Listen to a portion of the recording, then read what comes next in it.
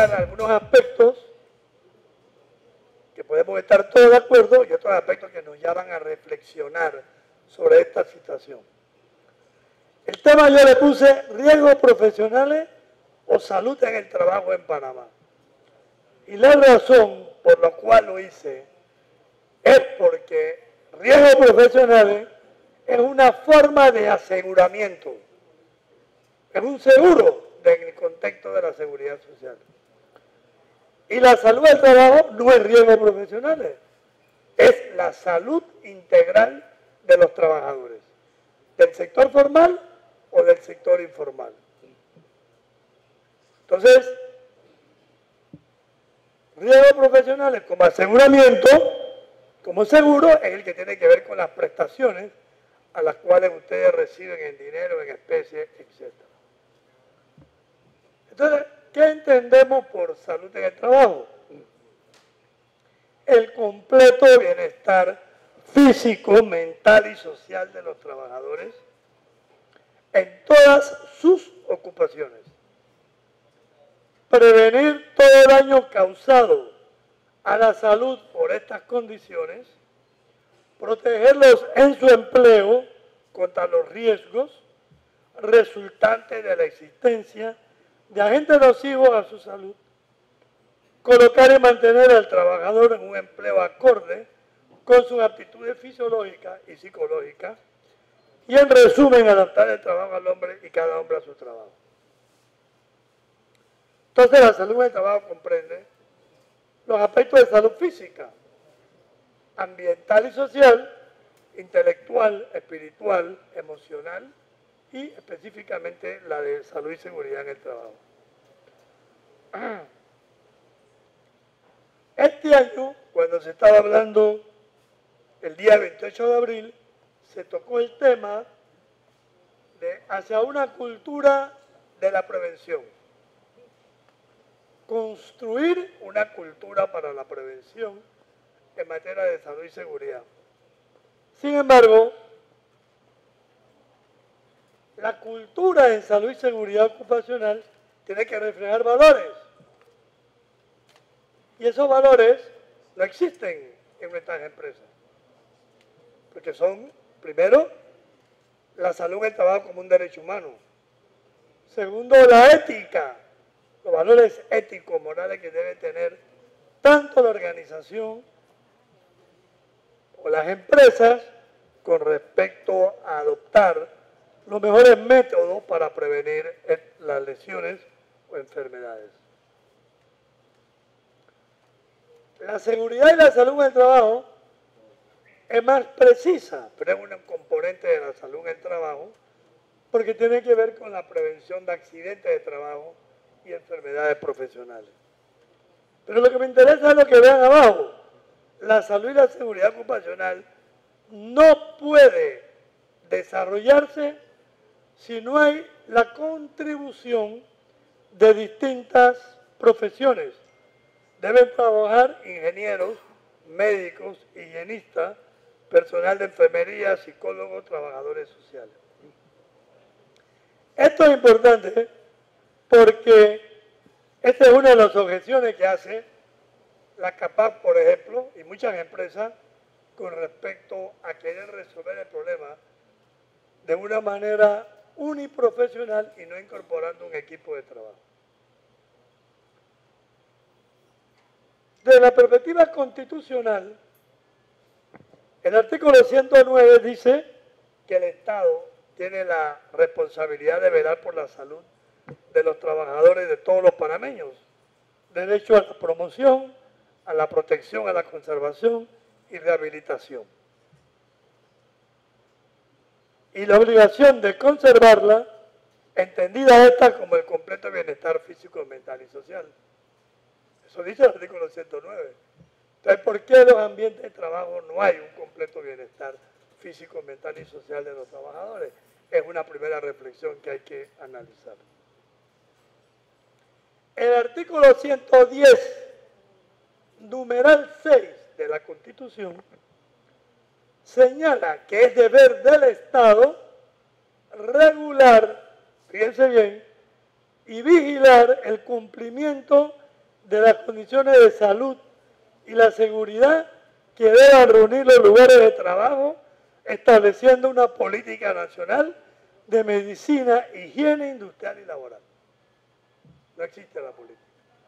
Porque no hay una ley que desarrolle el numeral 6 del artículo 110, que debiera expresarse en una ley de salud en el trabajo.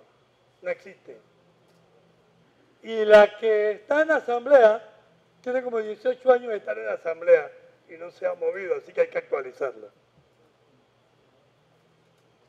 El artículo 113 le habla de la seguridad social y le dice que el seguro social cubre algunas contingencias, como es la vejez, la viudez, la orfandad, los accidentes de trabajo, las enfermedades profesionales, debiera cubrir el paro forzoso, cosa que no hace,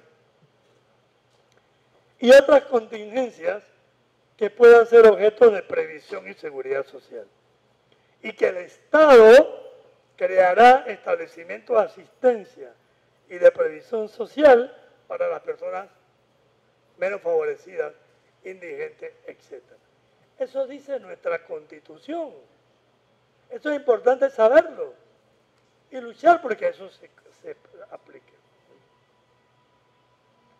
El artículo 116 dice: las comunidades tienen el deber y el derecho de participar en la planificación, ejecución y evaluación de los distintos programas de salud.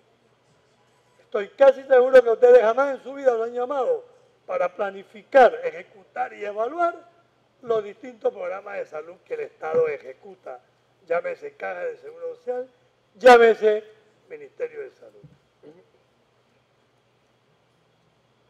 Entonces, la seguridad social, yo sé que le hablaron esta mañana sobre eso, es para que ustedes la puedan entender en sus tres grandes elementos. El programa de invalidez, vejez y muerte, el programa de riesgos profesionales, acá en la parte inferior, el programa de enfermedad y maternidad y el programa de administración. Entonces, el fondo de las reservas acumuladas debe ser utilizada para la inversión productiva. Pero ojo, la reforma del 2015 eliminó la inversión productiva y la dejó para la especulación en el mercado financiero y en las instituciones internacionales. Eliminó que la inversión de los fondos se pudiera generar en la agricultura, en la construcción y en la industria. ¿Y qué importancia tiene eso? Que eso genera empleo. Al generar empleo se generan salarios. Y empleo y salario aumenta la relación interna entre los programas de invalidez, vejez y muerte y los cotizantes activos, que es el problema que se puede presentar en los próximos años. Pero también lo que quiero decirles, cuando vean las reservas, el programa de riesgo profesional tiene unas enormes reservas. ¿Pero por qué?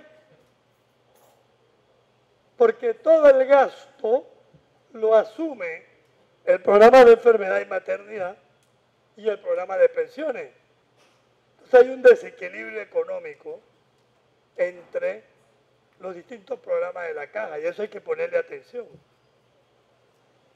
No obstante, ustedes verán que la reserva del programa de enfermedad y maternidad en los últimos 5 años se aumentó mucho.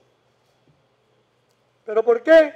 Porque no se invirtió en medicamentos, en insumos sanitarios, en mayores recursos humanos, etc. Entonces, obviamente, supuestamente una reserva sin auditar, quiero dar claro, iba a ser utilizada para la ciudad hospitalaria, que después podemos conversar este problema de la ciudad hospitalaria. Una forma, para que conozcan bien, la cotización obrero-patronal es del 22%.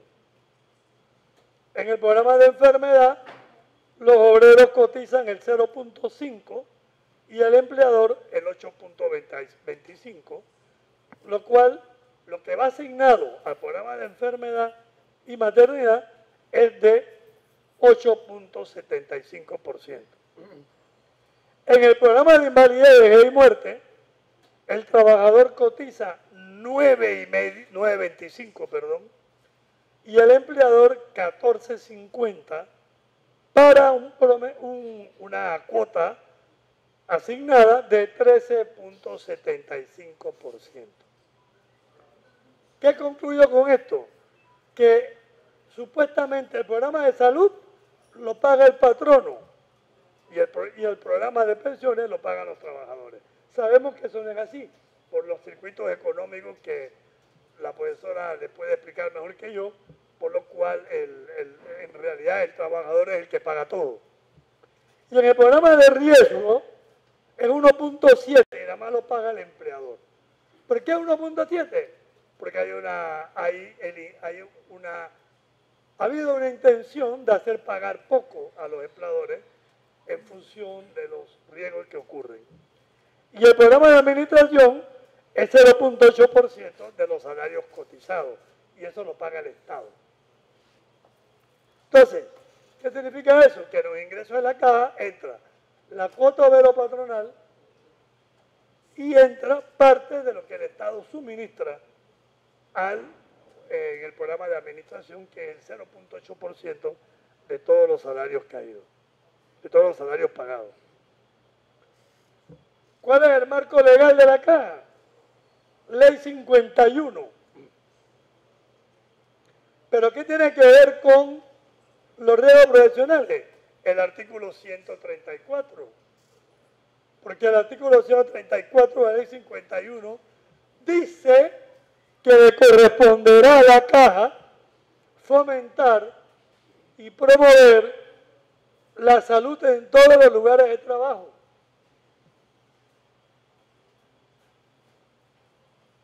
El decreto de gabinete número 68 del 31 de marzo del 70 es el que rige los riesgos profesionales, pero tuvo modificaciones en la Ley 51, que fueron los artículos 238, el 23, el 240, el 239, 240, 241, 42, 43, 44, 45, 46, 47 y 48. De esos, el artículo 238 dice que se va a proponer una nueva ley de riesgos profesionales. Pasaron 10 años y nunca se ha hecho. Así que, desde el punto de vista legal, esa es otra reflexión que hay que hacer. ¿Por qué no lo hicimos? Ya van dos. ¿Por qué no existe una ley de salud en el trabajo? ¿Por qué no existe una nueva ley de riesgos profesionales? No se ve bien, pero es para que ustedes entiendan cómo se clasifican las empresas. En la clase 1 van clasificadas las empresas de riesgo ordinario, en la clase 2, riesgo bajo, clase 3, riesgo medio, clase 4, riesgo alto, clase 5, riesgo máximo. Sí, se clasifican según la peligrosidad de la empresa. Pero ustedes van a ver abajo que dice grado de riesgo. Eso va, no sé si se ve bien, de 1 a 100. Por ejemplo, la construcción está en la clase 5, que es de riesgo máximo. Pero el grado de riesgo es 67. Por eso paga 5.67. Pero puede muy bien pagar la construcción 7.7, que creo que es la cuota más alta que se puede pagar. La determinación de clases y grado de riesgo de cada empresa se hará en base a un reglamento en el que se clasificarán las actividades según la menor o mayor peligrosidad a que estén expuestos los trabajadores. Nada más quiero decirles que ese reglamento, que es el acuerdo número 2, fue aprobado en 1997. 37 años después de haber sido de haber entrado en vigencia la ley de riesgos profesionales porque no la habían publicado en la Gaceta Oficial. ¿Cuáles son los ingresos totales del programa de riesgos profesionales? Para el año 2013 fueron 207.066 millones de balboas. El programa de enfermedad, 930 millones de balboas. Pero eso es en el contexto de un estado financiero no auditado, no es oficial. Porque el estado financiero debe ser auditado por la Contraloría. Así que el dato que le estoy dando no lo tomen como una verdad, sino por el contrario, pueden haber elementos muy desacertados.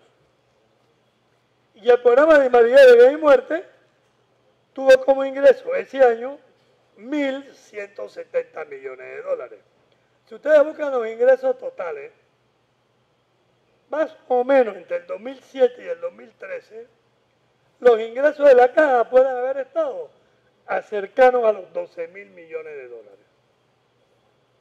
Hay gente que dice que los ingresos a la caja fueron, en el periodo ese, de 17.000 millones de dólares.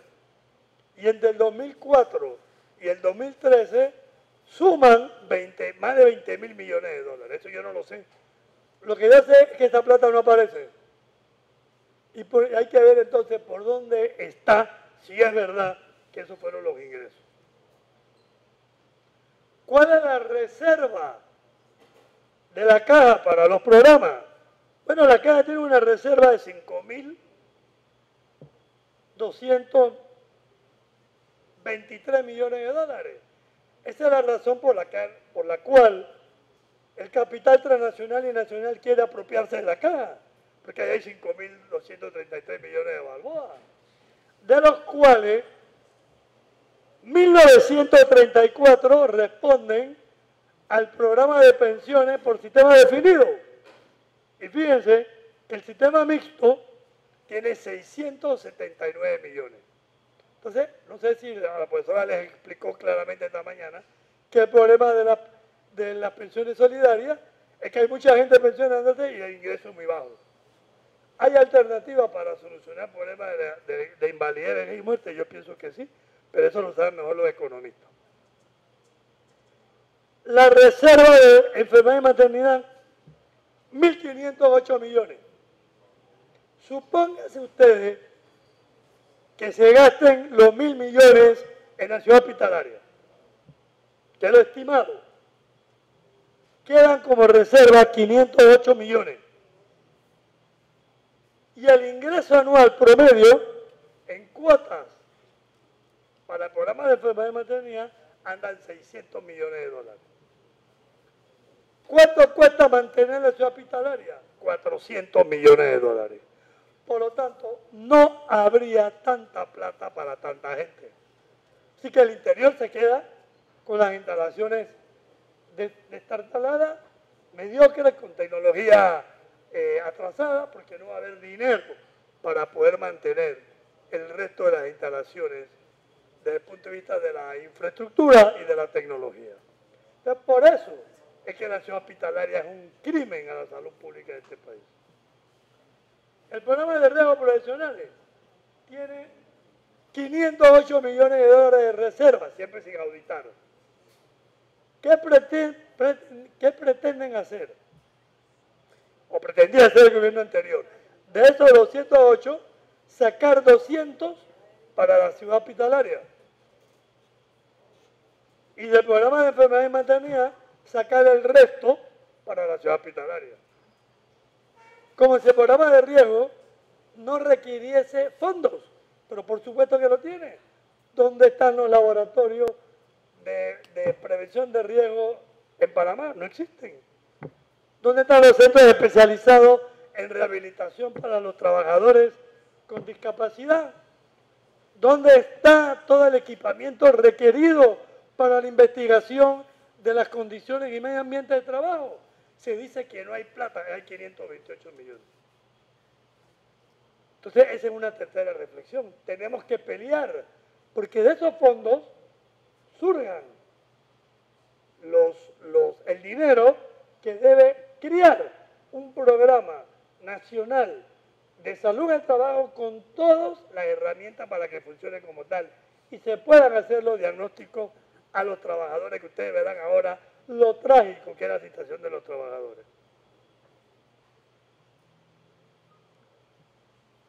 Ese es un dato que se lo quise traer solo para que lo tomaran en cuenta. En el documento Trabajo Seguro del 2002 de la OIT se concluye que por cada accidente mortal hay 1.200 trabajadores con más de 3 días de incapacidad. Y 1.200 accidentes de trabajo con menos de 3 días de incapacidad. Hay 5.000 casos de primeros auxilios y hay 70.000 casos de incidentes. ¿Por qué te lo menciono? Porque hay que actuar sobre el incidente para que no se puedan producir las lesiones que he mencionado superiormente. ¿Cómo se produce el riesgo? No sé si se ve bien, pero debe quedar claro que el riesgo no nace del cielo. El punto de partida del riesgo es la estructura económica y social de nuestro país. Es el modelo económico. Y ahí pueden ver ustedes cómo salen las determinantes económicas, las determinantes sociales, su impacto en la población general y por qué entonces tenemos una población en riesgo que en nuestro país ya no es ni en riesgo, es una población enferma. Cuando el Seguro Social le dice a ustedes, dicté 11 millones de consultas, ellos aplauden. Pero nosotros deberíamos entristecernos, porque quiere decir que no están haciendo nada por prevenir, ni promover, ni reducir las enfermedades. Otro elemento que es muy importante tener en cuenta. Años atrás hablaba del riesgo profesional como aquel que era producido solo en el lugar de trabajo. Pero las investigaciones actuales demuestran que hay un envejecimiento natural de los trabajadores, pero hay un envejecimiento que se hace prematuro. Y ese envejecimiento prematuro es por las condiciones y medio ambiente de trabajo y por los factores sociales determinantes de la salud. Entonces, la relación entre condiciones de trabajo y condiciones de vida no la podemos bajo ninguna circunstancia eliminar. De acuerdo a la información de la encuesta de hogares, hay 39.1% de personas que están en el sector informal. Y la población económicamente activa es de 1.7 millones para el año 2014. Pero ¿qué resulta? No sé si esta mañana el doctor se la presentó. La cobertura del Seguro Social a trabajadores apenas llega al 51-52%. Y a la población en general, 60%.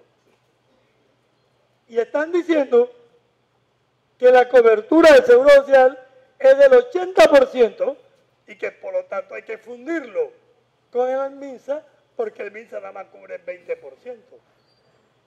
Pues la intención es cargar sobre la caja la financiación de todo lo que es el sistema de atención de las personas en este país.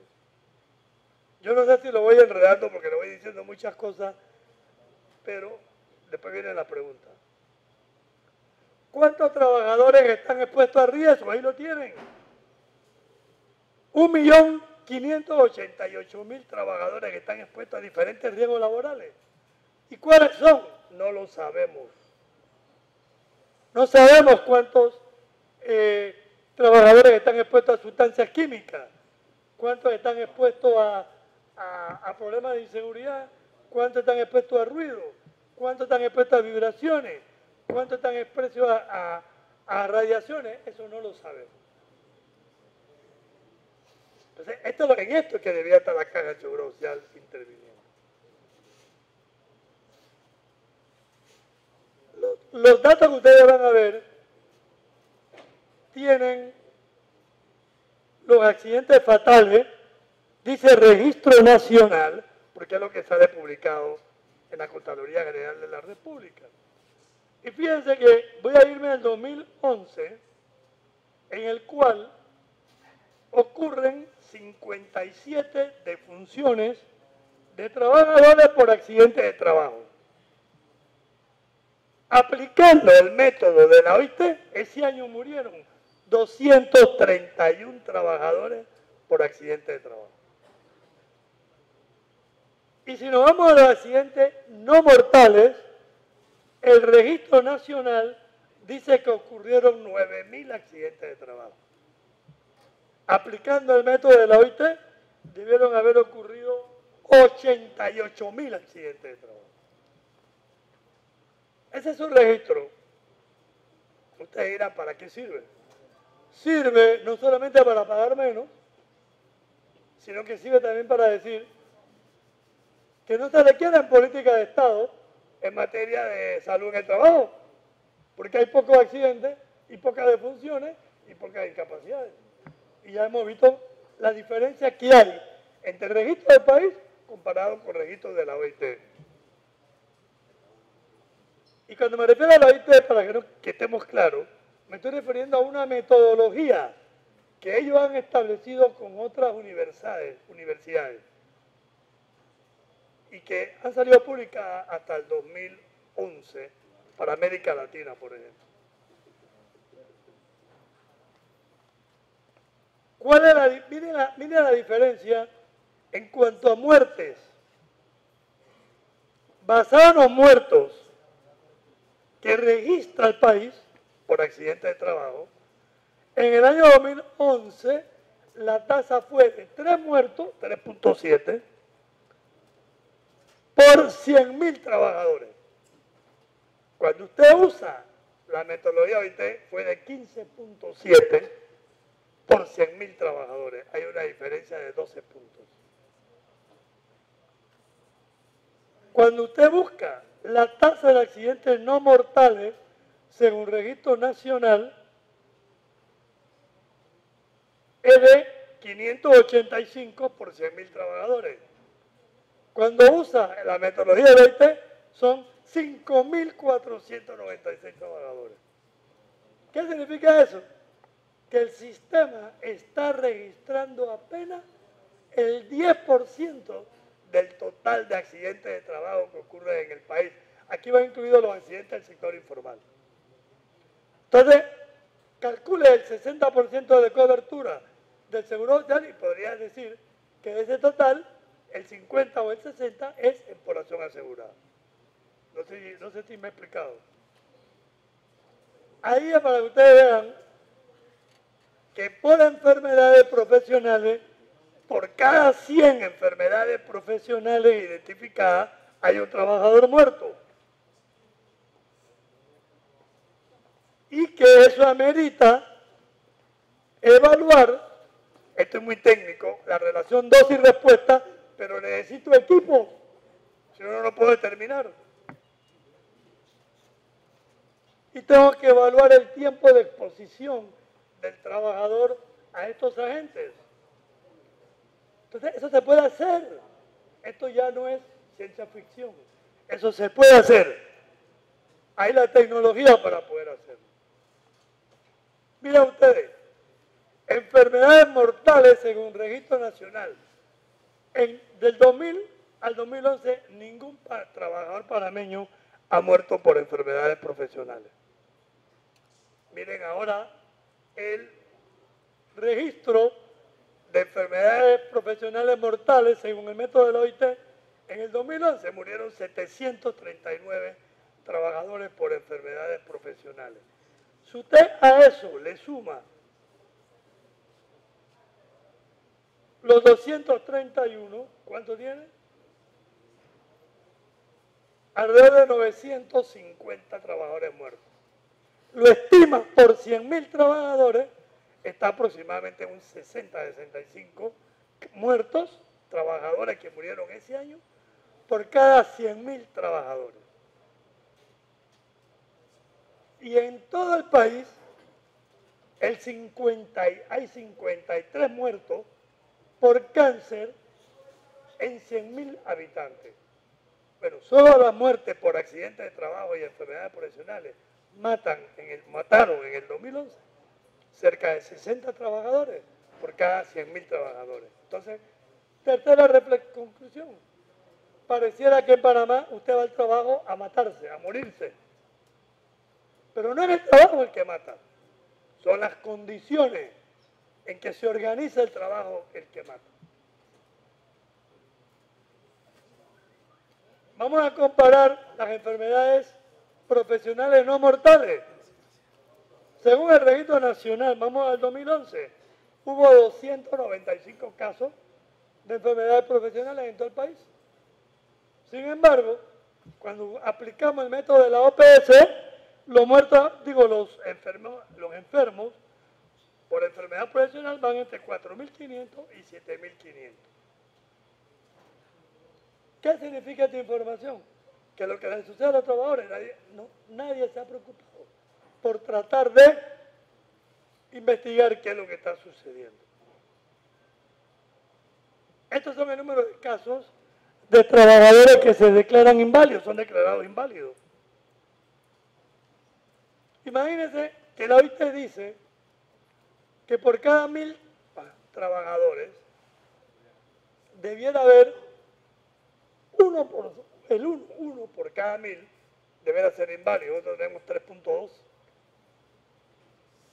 Sí, nuestros trabajadores se están invalidando porque se están enfermando, pero muchos de ellos fueron enfermedades o accidentes de trabajo que fueron negados, como ustedes lo pueden ver acá.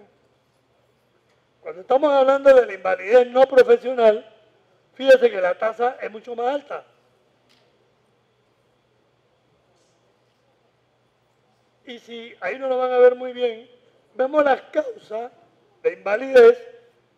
La primera causa es las lesiones osteomusculares, después el corazón, el cáncer y las enfermedades psiquiátricas. ¿Y cuántas de ellas no pueden haber sido producidas por el trabajo? Y nos vamos a la otra información, es lo mismo.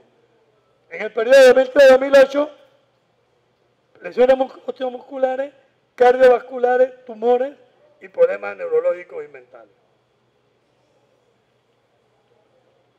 Este es un ejemplo, que no sé si se ve bien, sigue la línea roja, de cuál es la causa de muerte de los trabajadores por ocupación. Y arriba está la ocupación y a los lados le está indicando la cantidad de muertos. Ustedes pueden ver ahí que la muerte por tumores es la primera causa de muerte de trabajadores activos. Después siguen las enfermedades cardiovasculares, siguen entonces las intoxicaciones y siguen los accidentes de trabajo. Y eso es lo que se da a nivel mundial. Primera causa de muerte de los trabajadores a nivel mundial es el cáncer. Segunda causa, las enfermedades cardiovasculares y tercera causa, los accidentes de trabajo. Veamos el ausentismo laboral. En Panamá se estima, es una estimación mía, que todos los días, que en el año 2011 hubo 71.000 trabajadores que no trabajaron un día a la semana.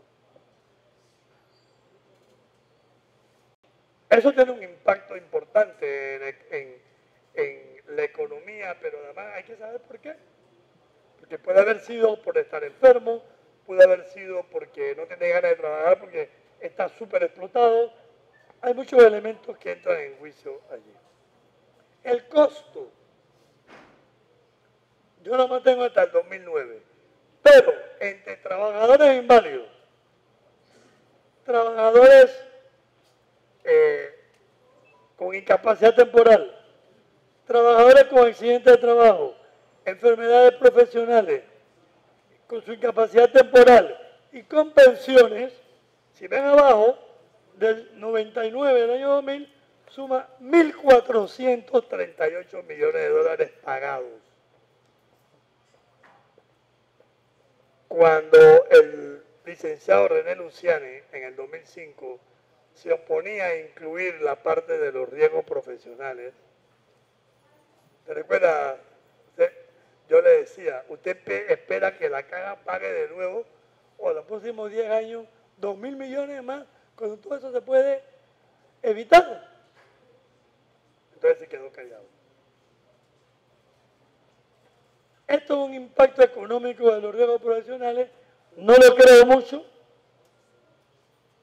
porque se saca de una proporción que han hecho este señor Berg, que es un americano, pero lo que la economía ha dejado de perder, y esto sí es un dato de la OIT, es que en América Latina el impacto de los accidentes de trabajo y enfermedades profesionales es el 10% del PIB. Cuando usted suma el impacto del PIB en estos, del 99 al 2009, hay 15.000 millones, 3 veces la ampliación del canal. Ese es el impacto económico. Entonces, ni siquiera por una lógica burguesa capitalista de reducir mis costos, de mejorar mis costos efectivos, ni siquiera por eso ha habido interés en los gobiernos y en el sector empresarial para reducir los problemas de riesgo profesionales. Y el problema fundamental es que la base del pensamiento de globalización neoliberal es que la seguridad social y la salud en el trabajo son bienes de consumo que deben entrar al mercado. Entonces, este es nuestro dilema. No dilema, ya estamos definidos. La salud de la población y la seguridad social son derechos sociales de la responsabilidad del Estado. O son bienes de consumo, entonces es objeto del mercado. Y para eso se han dado todas las tendencias actuales que ustedes ven ahí, cómo el capital se ha ido reestructurando, cómo ha habido una reorganización de la fuerza de trabajo y cómo el Estado ha sido refuncionalizado.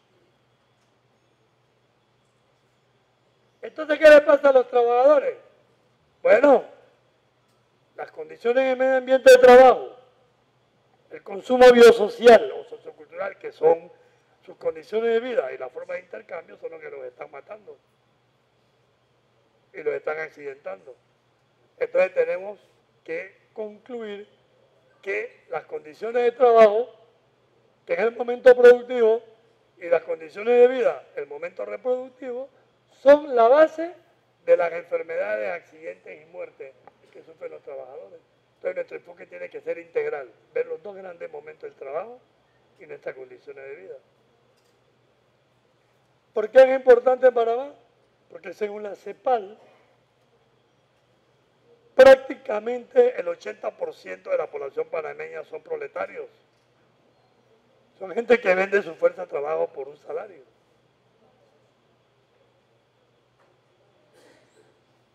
Y los perfiles epidemiológicos van a cambiar. La forma de enfermar y morir de los trabajadores vinculados a la economía de subsistencia no son los mismos que los que están en la producción mercantil simple, ni son los mismos de la construcción, ni son aquellos tampoco que trabajan vinculados a la economía de la probabilidad absoluta, ni a la producción de la probabilidad relativa, ni a los semiproletarios urbanos, mucho menos a las capas medias de nivel bajo, de nivel medio, de nivel alto y a las clases privilegiadas. ¿Cuáles son las causas de la ausencia de la política de Estado? El subregistro de los accidentes de trabajo y enfermedades profesionales y de sus secuelas es la consecuencia de un problema conceptual y epidemiológico, administrativo, la forma de aseguramiento, conocimientos médicos legales y jurídicos, deficiente abordaje del problema por parte de los sindicatos.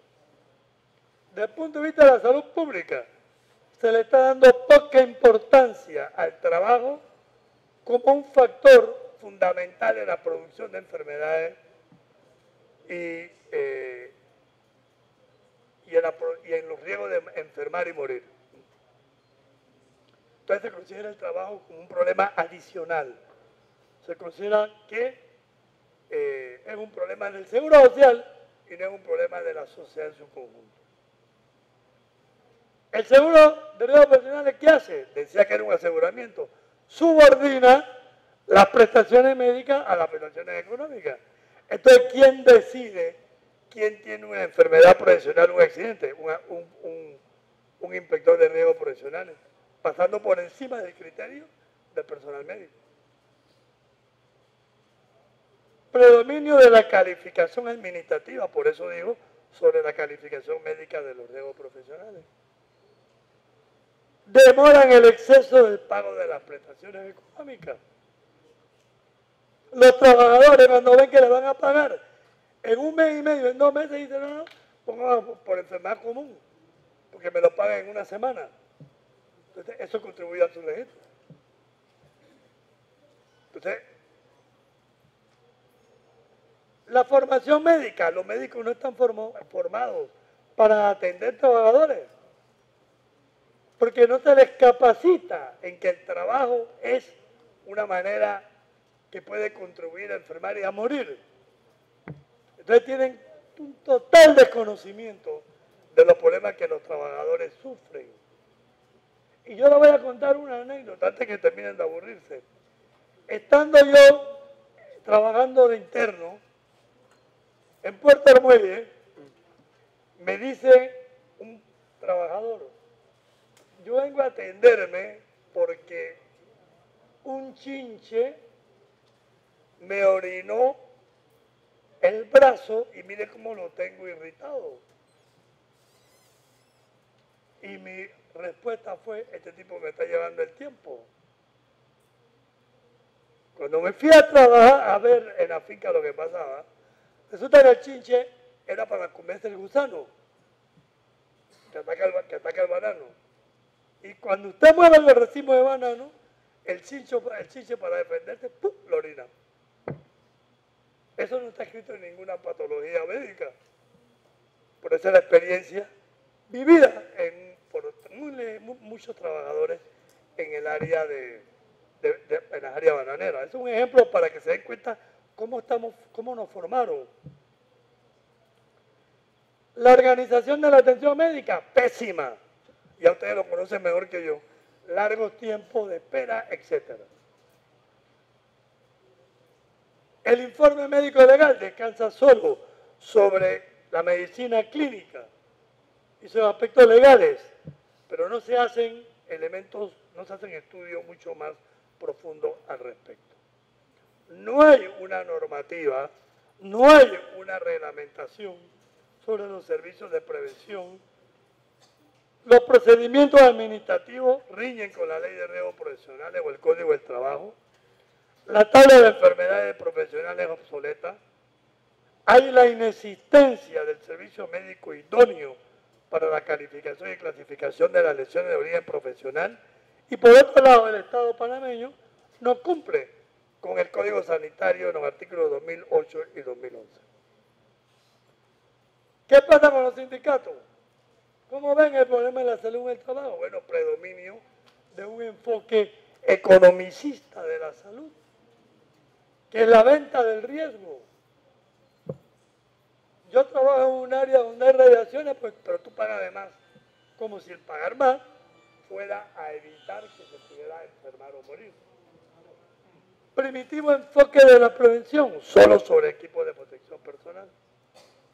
No tiene una conceptualización clara de la categoría del trabajo y sus efectos sobre la gente. Y por último, la burocratización de los sindicatos. Soluciones tácticas.